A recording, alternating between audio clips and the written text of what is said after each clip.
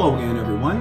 I'm Jamie Bricker, and welcome to my ongoing series, Affective Leadership. Positivity promotes productivity. Now today we're going to focus specifically on 5 steps to really help affective leaders convey what I refer to as realistic optimism. Step number 1. It is so important in these very uncertain times to make sure that everyone in your organization has actual facts. We want to make sure that they're dealing with factual information rather than simply fictional inspiration.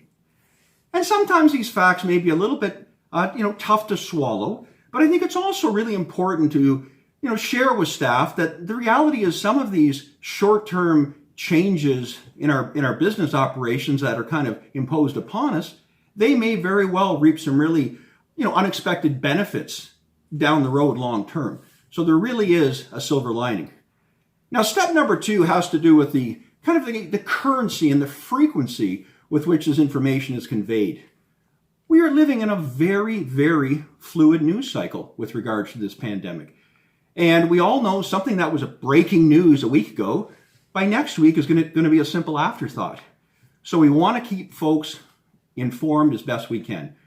And I think, the way I look at it, folks, is with so many people having had their personal lives, kind of thrown for a major loop the last 6 months, the last thing they need to be subjected to are any unnecessary surprises when it comes to the workplace. Now, the third step is all about balancing the message. And that, of course, is the essence of today's discussion. Reality, that's how things are. Optimism, that's how things can be if we work collaboratively together. And I think that's really important. To me, optimism is really all about action, not just kind of sitting back waiting for a miracle, so to speak.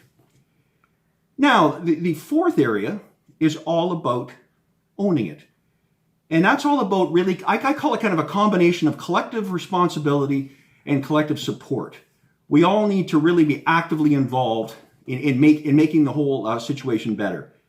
It just doesn't help anyone in the organization if we get into the blame game or the pity party or the woe is us, and it also doesn't help if we're kind of, waiting for the proverbial miracle.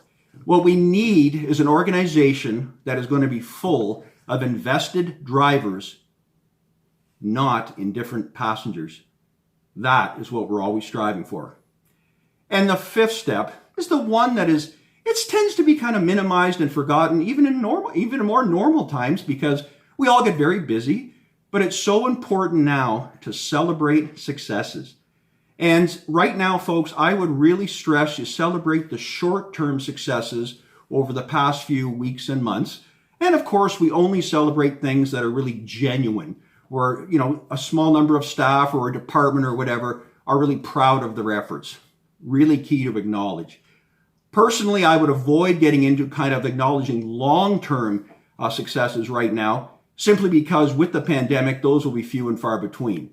Comparing organizational, results or productivity right now versus 12 months ago, that just obviously is not going to reflect well on the organization. So really celebrate the short term.